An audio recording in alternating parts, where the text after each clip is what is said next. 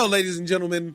Live from our home in the city of champions, Inglewood, California, at SoFi Stadium, it's the Ozone. I'm your host, Omar Miller. I'm here with my brother, Terry Miller, a.k.a. The Icons. How's the hip?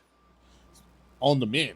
Dude, really? Yes. You saw me explode earlier. You're throwing from 60 feet. You're on a running protocol now. I wouldn't go that far, but I'm definitely on the comeback trail. I've been sleeping like a baby, and I haven't slept in years. I've been dreaming crazy dreams. I've been out there. I've been all over. I've been dealing with ancestors and everything else. I've been out there. I'm Phil. He's Usyk now. We got a great episode today. We want to share with you. We have hopefully soon to be Hall of Fame trainer eventually, Derrick James, here to break down the fight with the fight with almost slipped up on you guys. To break down the fight with Usyk and AJ and where both fighters should go, and also with some news. He's not at SoFi with us because he's out in Teja, but he's always with us in our hearts. Mr. Derrick James. What's up, D? What's up, man? How you doing, man? I'm good, brother. How you doing? Looking good. Man, you know. I appreciate that, man. I'm happy, man. I know, y'all. Both of you guys looking good in world boxing. I feel like a perpetrator. I don't have my shirt, so I'm. You ought to be ashamed of yourself. He ought to be ashamed of himself. Listen, man. You ought to be ashamed of himself. We're gonna make sure that the next time, maybe I'll be in studio, but okay, you come in studio. I'll wear it when you come in studio. You better have a shirt on for sure. Come on. Or let him catch some ones and twos. What he's going to do is he's going to learn what we learned at World Class Boxing real quick. Now, but tell me this. The biggest question that's pressing right now is, how do you feel not being able to be the team that retired Manny Pacquiao? We see that the word came out that Manny Pacquiao has retired, 8-time, 8-division champion. Legend. The absolute legend. And honestly, outside of the fact that you and the team didn't get to get paid, I'm happy that Errol didn't retire him, because I think it would have been much, much worse for him than what Ugas did. Right. I mean, on a long-term level, I really mean that. He got out of there with his health. He really did. He got, and Ugas touched him up. It's not like Ugas didn't touch him up. Right. But Ugas isn't Errol Spence. No, Jr. he's not elite like that. He's not a plus fighter. Yeah. So you basically kind of answered my question.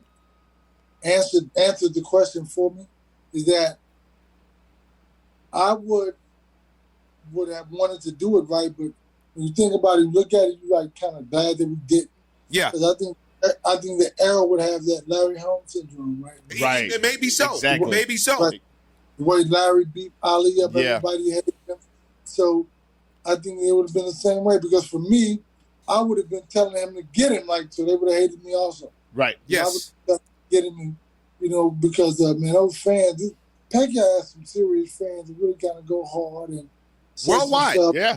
They make you want to go break his ribs. You know what I mean? So, wow. Manny's fans don't make me want to do that, but I can see from your perspective. Just saying, but it's like when you fight, they I know what you mean, man. They get you upset. You go in there and you fight them, and listen, go get him. And Errol is not a guy that's going to speak out, but he reads everything, he sees everything, so he goes in there with a vengeance, so it's good that, everything worked out the way it was supposed to. It did. Before the fight, I told Ugas, I went to the locker room. I said, Ugas, I said, listen, this has worked out perfect for you. The way everything moved and Errol got injured, this and that, this is perfect for you. Seize the moment, man. Go do your best. Become champ. I told him. Now, let me ask you this. Can you now tell us your game plan to beat Manny Pacquiao? What was it? Well, to beat him, I was just going to really kind of, just in a sense, what's funny about it is to treat him like Ugas did, but a little worse, like son him, just bully. Down, man, what really showed me he is a smaller guy. But we had every time he would try to get an angle, we would just take the other angle. So it was like we were going to be dancing with him, basically. Mm-hmm. You never put him in a position to where he could capitalize on those punches. Because the power was in his legs and jumping in and out. So we work on the timing and reaction time. Because we don't have to be faster than Manny Pacquiao. We just have to be able to be able to react when he's reacting. So it's like it's all about timing, man. all about time, all about reaction time. So not so much about his speed and never letting him be in a position where he can throw a good shot or punch. Because, I mean, he's not a great defensive wizard, especially when you got him. So, I mean, you know, especially at the end of his career. He was never really a defensive wizard, but at the end of his career, he was really easy to find. But this is the thing about it. There was never a version of Manny Pacquiao who could beat somebody as big and as skilled as Errol Spence. I agree. I heard they said that when Freddie Rose said this is going to be like Margarito. Like, man, what's wrong with you? Like, think about all those guys that he fought. Those were slow plotters, slow feet, slow-handed guys. Very skilled, but they had slow feet, and slow hands. Right. This guy was an athlete who has technical skills also. So it's like, you know, I just think that he said like Margarito, like, man, something. You keep thinking that if you want to. Well, he had to sell it. And that wasn't 10, 15 years ago either. I was just about to say, and also, right. Freddie talked about it years ago about Manny retiring. He sure did. I think that he was in a precarious position himself because he was going to ride with his guy because that's his son. He's supposed to. Yet at the same time, he had vocalized and planted seeds to Manny and to the fans like, hey, maybe, we may want to think about going another direction with this thing. Right. And that was when he got cheated down in Australia. Right. Dude hit him hard, but he was that Horn? Horn. Yeah, Jeff Horn. He beat Horn, but they, just because they were down there, they gave Horn the fight. So, you're right. It is what it is. But one of the reasons we wanted to have you on today is there was shockwaves sent through all of boxing, but especially through the heavyweight division, the glamour division of boxing this past weekend with the Anthony Joshua Usyk fight. Now, we had a quick breakdown with Nonito Donaire. He gave us some great insight on what went right and what went wrong with AJ for the fight and where he should go from here. I also watched a really great piece with Derek Chisora and John Fury, Tyson Fury's dad, speaking about the fight, which I also like. I love to hear experts speak about outcomes. You're an expert, and you're our expert. You're the Ozone expert. Now, did you get to watch the fight? In-house. You Ozark. So I think that what I can't say exactly what he needs to do because he has to do the best thing for his career. I think that Usyk, I knew going in was going to be a lot faster, maybe more elusive.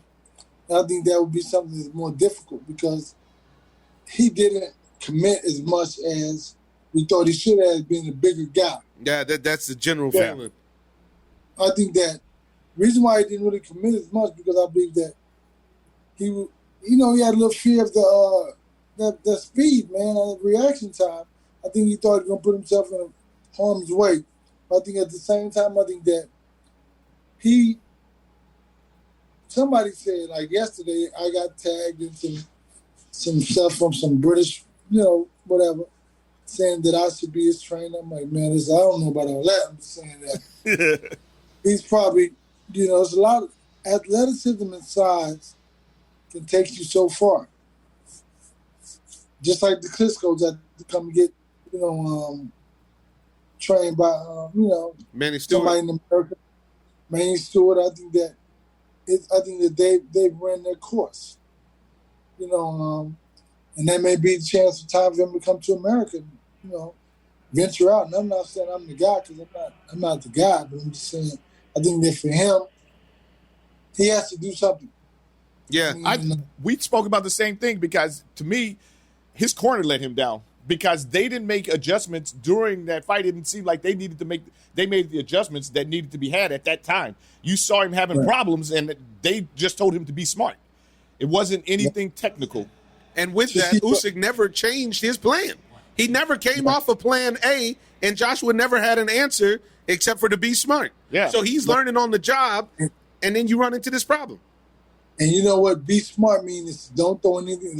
Be smart is to say just exactly what I said earlier, that he didn't want to put himself in harm's way. Don't get knocked out. That's right. That's being smart to him. So I think that. Now, wait. Let me ask you, is that being smart to him or is that being smart to them, meaning his corner? That being smart to his corner, which in turn let him know that, man, don't commit yourself to anything. And that's a problem. don't throw as many more than 1 or 2 punches at a time, because at the same time they really realize that, hey man, don't get knocked out. That's basically what they were saying.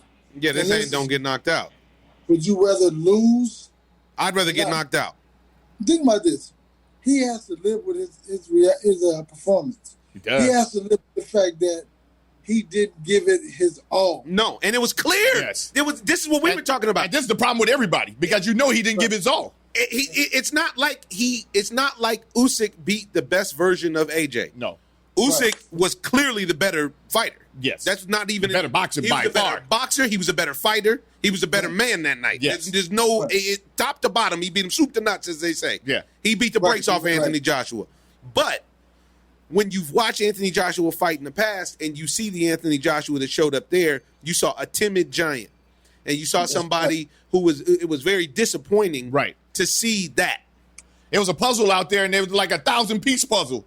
And he was just like starting on number 1 or 2 in the he's just like on the third piece in the 12th round. Just like, oh man, I don't know what I'm gonna do. And you know what Chisora said that was interesting in that interview? He said, what he said? He said, he told Joshua, he said, I'm telling you, he hits harder than it looks like he hits. Yeah. That's what Chisora told him. Uh-huh. And they talked about the Chisora's game plan. And Chisora said, my game plan was to bully him. He goes, I wanted to rough him up. And that's what I did. And that's what John Fury was like, that's what my game plan would have been if I would have told AJ, you got to throw everything at this dude. Rough him up. Because it sounds like the same theory that you were talking about imposing on Pacquiao. Exactly. That he should have done. Right. You got to son him. You got to let him know you're the smaller guy. Yeah. His advantage is his speed and his athleticism. You have to take that away from him and make him. And it was funny, you said a timid giant, and that just made me think about Senor Chocolat. You remember that? The chocolate giant. And he was. But the chocolate giant had to wake up in the film, and he never woke up in this film, unfortunately. Right, you're right. He never woke up, and that was the crazy part. And you're talking about, you saw him turn it on, what was it, round 4 through 8? Like 5 to 8, some 4 to 8. He was effective to the body. I had to fight even after 8. Yeah. I really did. I had to fight even after 8. There was a couple close rounds. The fight was even after 8, which makes it even worse what Derrick is talking about, having to live with yourself, because that means in the championship rounds, you rolled over. You rolled over. You didn't show up. It wasn't that he rolled over. It was, this is the thing about it. This was like a smart guy, smart enough to know that there's nothing you can tell your fighter to do in a fight that you didn't tell him in the gym. You got to work on. So if something he needed to do in the fight that they didn't touch bases on, he lost the fight before he got in the ring. Right. Like getting his nose broke, it looks like it, because it looked like he got his nose broke, and he said he couldn't see after the 9th round, and he didn't know what had happened. And he's asking them or whatever, he's telling them that he can't see, but he doesn't know what's going on.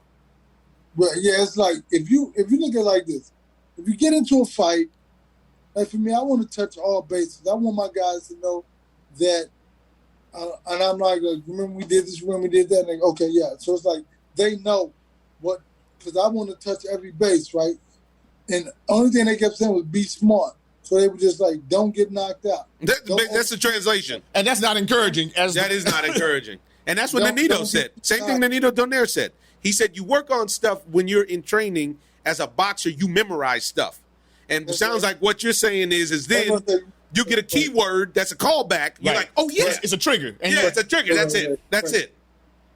And he never had that. He worked on being smart. Being smart, not getting knocked out. Now, what are they telling him now? You know you got a weak chin, AJ, mate. Yes, so be smart. Like when you hear me say that, tuck your chin in. Right. And that sounds like that's what they're trying to tell him, instead of him getting out there and being a bigger man and imposing his will on him. Because honestly, what could Usyk do if he imposes his will on him at 6'6"? Yeah. And Usyk even said it afterwards. He said that he hit me with a few shots that sent me to Elon Musk, but I came back quickly.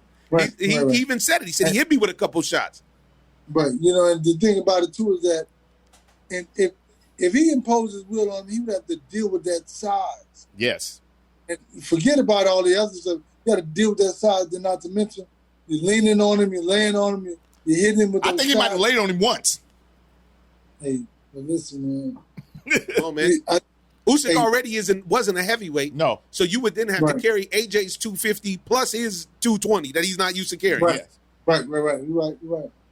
I really like what George Foreman said. And yes. I don't know if you saw it or not, D, but George Foreman had a great saying. He said, matter of fact, I'll read it to make sure that I quote Big George properly. But yeah, it was just very, very anticlimactic and disappointing to watch somebody with that kind of potential and everything else. Because even in defeat, he's still gracious and humble. But you know that he could do a lot better than what he showed. And I feel like the British, I don't know what it is, but it doesn't seem like they have that hunger or that next level, that extra gear that you need to hit that we have in the States. I don't know. Well, I think that it comes from a lot of pain and sorrow. Yeah, I agree. And you channel that. A little bit more pain and sorrow is more relevant. It's more, because think about this.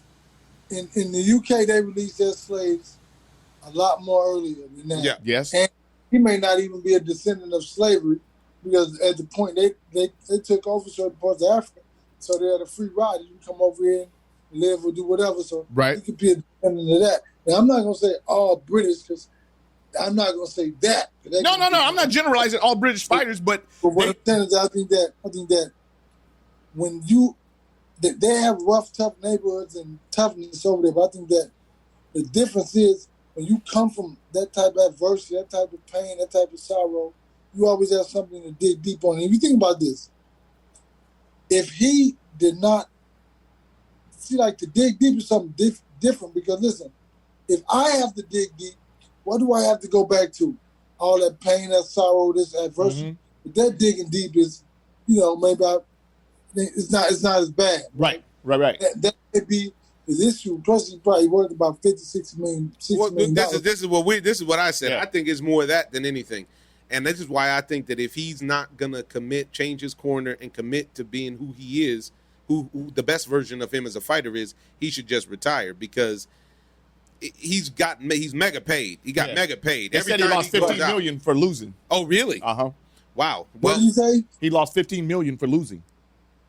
How did he lose $15 million? I have no idea. I was reading the article on a British paper, but they said that from something with the pay-per-view, whatever. I don't know if it's in a contractual situation or maybe something. There was a bit of a wager on the line. But he lost $15 million for losing the fight. He lost.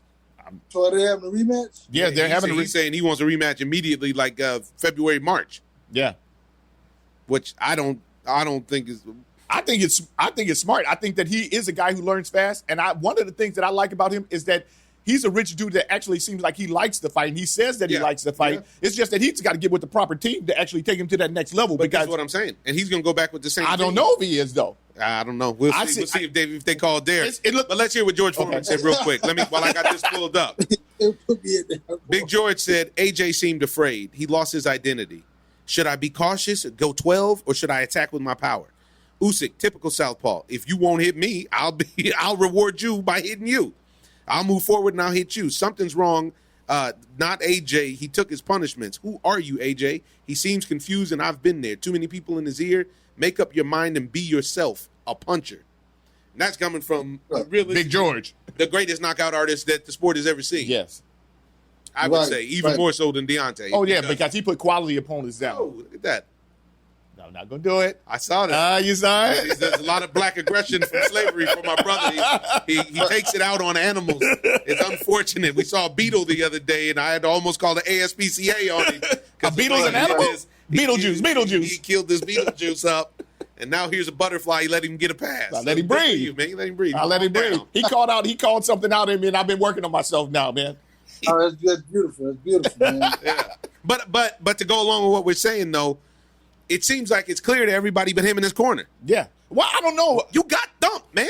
I got big dump. I don't know if his corner actually believes in him. That's my problem, because I don't, just like you're committed to your fighters. That may be true. I don't believe, because they seen him get hurt before, but I don't know any heavyweight that has never not been hurt. You get that's part you of don't the get hurt fighting. This is a part of the game that you get hurt. Right. So, especially the bigger the guys are. And he just looks so bad when he gets hurt because his footwork is not together. First and foremost, you see. You know what I think too. I think that they know him better than anybody else. First of all, but at the same time, the security that you give them is to master his defense. The security that you give him to where Great point. you give him his machismo back, right? Mm-hmm. That's what he's missing. That's what he's missing his swagger. If I know I can block your shots, if I know my defense is going to hold me up, why would I be afraid to do anything? Why would I stop? Think like this. That was the same thing that happened to Mike Tyson, right? Mike Tyson was hitting people, he didn't want to get hit back. Mm-hmm. So that's what the discrepancy was at the end of his career. He was like, man, they hit me back. I don't have my head movement, I don't have my foot movement, all those things that I had before. Nobody's helping me, making me go over that and do that. So it's like it all falls back on the training, man. I'm not going to say he should leave the people. I'm just going to say they should go to school and get educated. I am. I'm going to say they should leave him. He should leave him ASAP because they should go to school and get education. Yeah. Very true. One of the things that I like that Chisora and John Fury said, honestly, is they talked about how the entire cast of boxing has been helped by AJ. I was really surprised to hear that. They were like, John Fury was like, first and foremost, we need to cut AJ some slack. Just if nothing else, because the boxing world has all benefited from a guy that can sell out 70 or 80,000 seats. Yes. He's like, He said, myself included, my son included, Derrick included. He's like, everybody. And Derrick means Chisora. Now, he didn't name check you. But he was just saying, he was like, this guy, this is a situation where the high tide raises all boats. Right. And we actually, what I gathered from reading in between the lines of what he was saying was, in a certain way, we actually want AJ to be successful. Yes. To a certain degree. They have to have him be successful. Right. That's right. They have to. So, because you're never going to worry about AJ losing out ticket sales or anything else to some YouTubers or anything like that. No. He's good for the sport. Still. People, people in line, right? They will fill up SoFi if he came and he was fighting here. That's the heavyweight champ. Yes. Right, right. Because he has the star power. He's got star power. He's such a big guy. He's a handsome guy. Yep. That does make a big difference. And so I think that's the big deal. I mean, man, he's going to come in there, he's going to fight. I think that he has to find himself. And that's why coming back so fast may not, it could be good or it could be bad. And it will reveal itself on fight night. I think it's going to be bad. I think it's bad for me. Mean. I know, but I think it'll be bad because then they're going to find a way for him not to get his fight. But this is the thing about it too, though. I think that he's going to have to sleep with this. Yes. Every night, right? And so, in him sleeping with this, it may be so clear that he may just jump back in there and say, okay, I know what I got to do, and go do it. Because, listen, man, we live in an era where social media rules everything, and there's never been an era in the history of sports or life that has been like that. Like I said, a writer from Philly would talk about me, and I would never know it. I'd talk about him, know it. But today, they're going to talk about you, they're going to tag you in it. So it's like, immediately. So he's having to face and deal with all this adversity. But I think that at the same time, I think that he has to suck it up and know this is part of the game. Go look at his bank account a couple times. Yeah, and smile. Go sit in his car just lay in that thing. And just, okay, some really, butter soft leather. Right, whatever it is that inspires him to go get it and to let him know, hey, man, I'm doing this for my family, whether it's, you reference your ancestor, whatever it is, to get it motivated. The country of Nigeria. Yeah, you got to go get it. Go get it. Or you got to wrap it up. Yeah, or you need to wrap it up. Because the other option is to go in there and get hurt.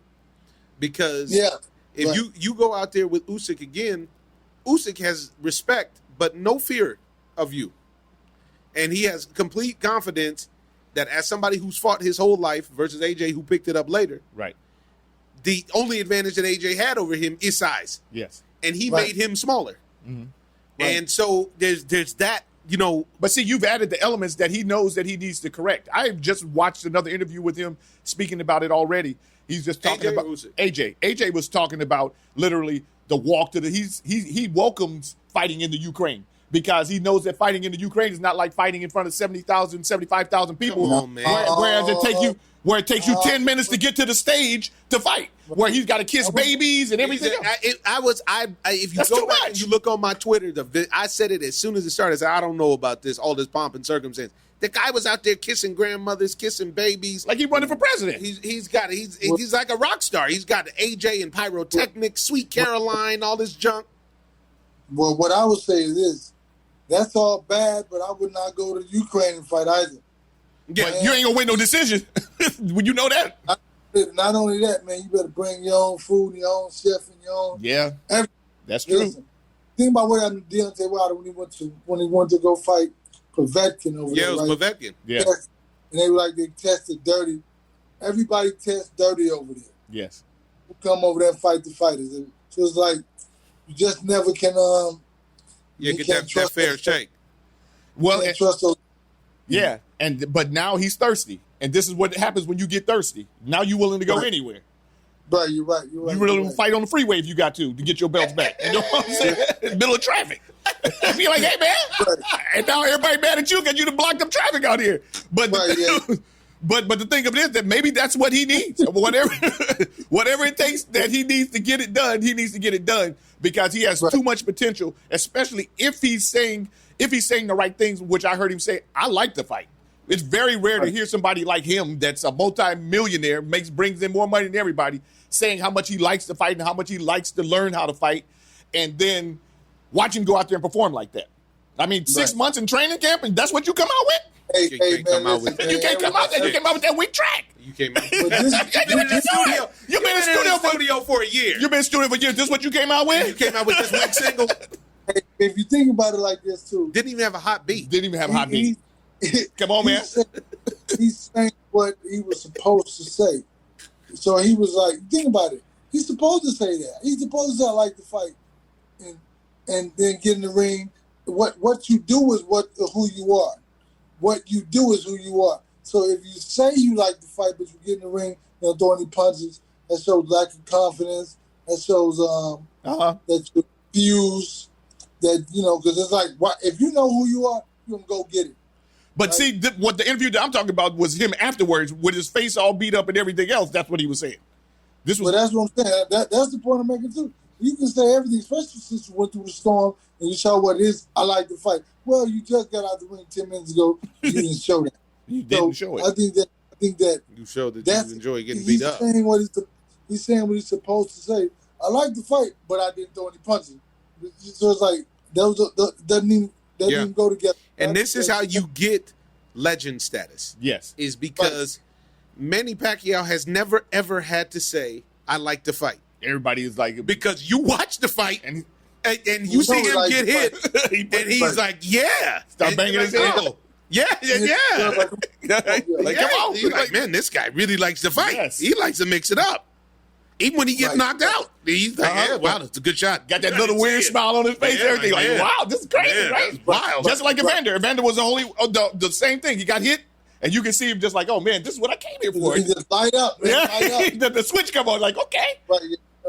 That's right. You're right about that. So play rough. Play rough. Rough house. Rough house. I'm out here in this Tarzan movie. You sleep. I think he said what he had to say. Or what made, like, listen, man, he's playing a role. That's what I'm scared of. But the thing is I watched his fights. He wasn't always playing a role. No, he wasn't. Let me get started. I mean, he's playing a role after the fight. He's saying what he had to say now. All those other fights, I think he's upset. He's the same. He's embarrassed, probably. Of course. He knows what he did, but he knows that he was very apprehensive. But, that's what it was. But go ahead, what you were saying. I just wanted to clear that up. And I said he's playing a role. Not a role to being a fake boxer. No. No disrespect. Was he saying what he probably needed to say just to get past that situation? Get this press conference over with so we can keep moving. Right. It's an identity check, and he's right now. He's at a heart check. It's right now. He's at the heart doctor, and he's got to figure out if he wants this or not. Right. And my concern is I like him too a lot. Uh-huh. And my concern is that he will continue to move forward because it's what he thinks he should do or what people are pushing him to do. And if he does that and he's not in it, if he's not really real about it, you just be seeing a whole bunch of knockout reels on YouTube of him. It's going to go the wrong way, which is going to tarnish the people he did knock out. Yes. Because all those guys, that's like DeLeon White, what he was saying before the fight. He was like, he's not going to let this little dude do nothing. Because he mopped DeLeon White up. But that's the whole thing. Chisora and Joseph Parker and all the, because one of the things that almost like a parallel of what I think that him and Errol do is that they fight the top tier fighters. He always had a bunch of mandatories that he had to fight, the top 10 guys, and he had to fight them all the time. You guys actually go out and fight these guys, whereas not to put Deontay Wilder down, but he didn't never fight any of those guys. Like, how long was White waiting to fight Wilder? Like 3 or 4 years. 3 or 4 years and stuff like that. WBC played him out. Yeah, you know, and Joshua fought him. Joshua fought Takam. Joshua fought, you can name it, Joseph Parker. You know, we can keep naming these top fighters that he fought. And obviously, if you fight the best fighters, you're going to get into some tussles. But you also need to be prepared. So you can't get caught up in the pomp and circumstance and the selling of the show as the fighter. And it looks like that's what he got caught up in a lot of ways. Because even his team, I know that Eddie Hearns and them want the win, but are they doing everything that they need to do? I don't think it's Eddie Hearn, to be honest. I don't think so either, but I'm just saying, but he's a part of the team. But he's a part of the team. No, but Eddie Hearn wants him to win. He definitely wants him to win. No, that's his man. That's his main man. But I'm saying, but Eddie Hearn is a part of the team, so we can't just like take a part of the team out and act like they're not there. I'm not trying to put it on Eddie Hearn. I'm just saying that everybody needs to be working together. See, you know what you're talking about, man. It's this guy right here, man. I'm listening to it. Hey, look, I got caught up in not being on the show, but listening to you, I'm like, yeah, come on in, man. You know so. This is where we go. Yeah, we got to go deep because I honestly feel, everybody always looks at the biggest thing for Joshua is that Joshua is the face of that team. You know what I'm saying? Yes, but it is a team. But it is a team. He has to take all the responsibility. So he got the loss, and we say stuff about his trainers and stuff like that, but they're actually in the background. He can walk right by me right now. I wouldn't know who the dude was. Right. AJ is the one that's got to eat all of this. He got to eat all the stuff that people talking about him and everything. Yep. But there's actually a machine that's working behind him that needs to be working on the same page that he's on. You know what I'm saying? When you're training your fighters, and if you guys don't agree with something, there has to be a meeting in the minds. If they're saying, okay, we're going to stay away from him, you're going to just throw 1 or 2, we're going to be smart. I was like, hey, man, listen, don't you think I should just, press him a little bit, put it on him? Like, no, you're good, mate. You're cheating, right. But that's what you're right. Every now and then you always gotta sun him. Every now and then, just push him, let him know. He never even pushed him. No, he never pushed him. You gotta handle him, man. You gotta. Usyk came out and came right to the center of the squared circle. Like, let's do this. What? Bam! Johnny on the spot. He should have just took off. Yeah. And he would be like, okay, let me get on my bike. Maybe I need to find my horse and get around this ring because this fella might put me to sleep. Because not to knock Usyk, he's a great fighter, but he's a cruiserweight. Yeah. And he just these are super heavyweights. These aren't even regular heavyweights. These are super heavyweights. Like when Muhammad Ali and all these dudes were fighting, they were nowhere near 218, 220. Yeah, 218, 220. These dudes are 270, 250. How much did he come in as? He came in 240. 240. He was down. Came in at 241. But after the weigh-in? I don't know if any of that changed because they don't have a weight limit. So I don't think he's not like heavyweight don't really do that. They really eat. Yeah, they just walk around. He just walk around with the big man on you. What can I do? That's all I know how to give you. At 240, he wanted to be a little faster and light on his feet, So that's what that was all about. Speed, more athleticism, more agility. Now, did you agree with that? Yeah, I do. But he's still bigger than the guy. He's still 20 pounds bigger than him. Regardless if you're bigger than him and you use your will or you impose your will on him, you still have to be able to react to what he's doing to you. Uh-huh. And if you're a bigger guy, slower guy, he's already going to be slower than him. 1,000%. But at least give yourself more of an advantage to where you're not so slow that you can't, react to what he's doing. Right. Well, it's always a pleasure. What do you got going on in your stable over there at the World Class Boxing Gym? We got some stuff. Listen, we have some stuff going on I can't talk about. Oh, top secret. The secret sauce. But you'll see here in the next couple, maybe a month or so. Okay. You'll see doing some other stuff. I'm working with another fighter. Okay. And so, I'm working with another fighter, man. So, So we got some announcements coming. Yeah, there's a big fight coming up. Awesome. Okay. And so I'm working with a new guy, and I can't say who it is, but it's going to be good. I'm looking forward to that. Don't tell him to be smart. And listen. Listen.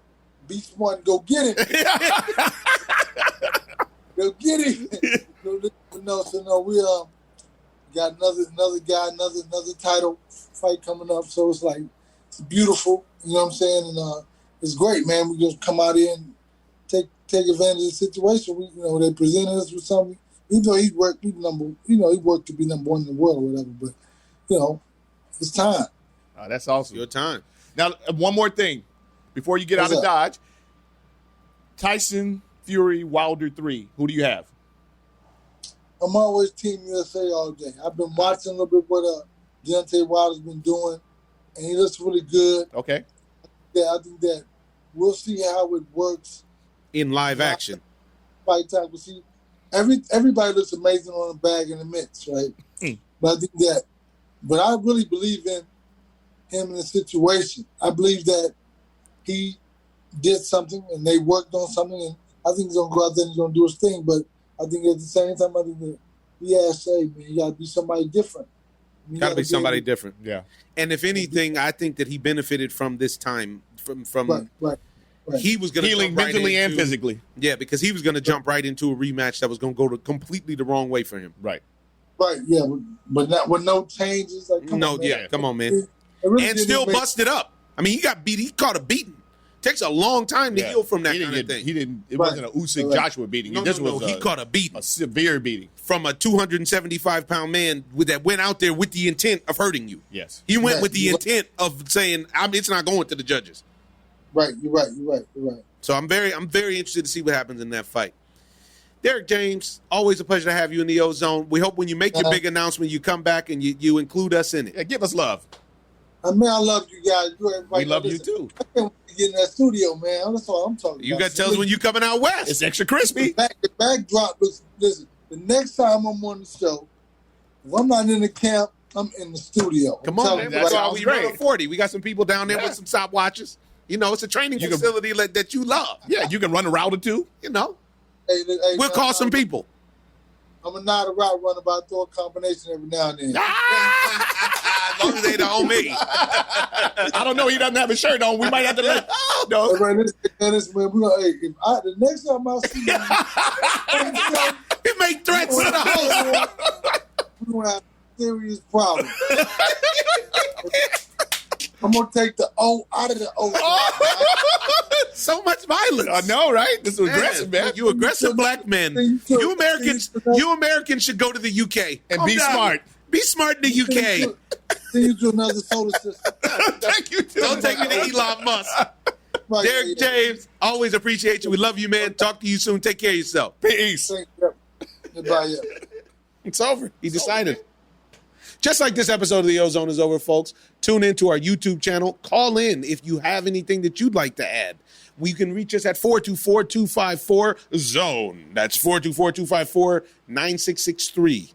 I'm going to leave you with a quote from Mr. Josh Shipp. Perseverance is stubbornness with a purpose. Find your purpose, folks. We're in this thing together, and we have to take care of one another because the world is upside down now. I'm your host, Omar Miller, and this is The Ozone. Ozone. I'm just living the dream.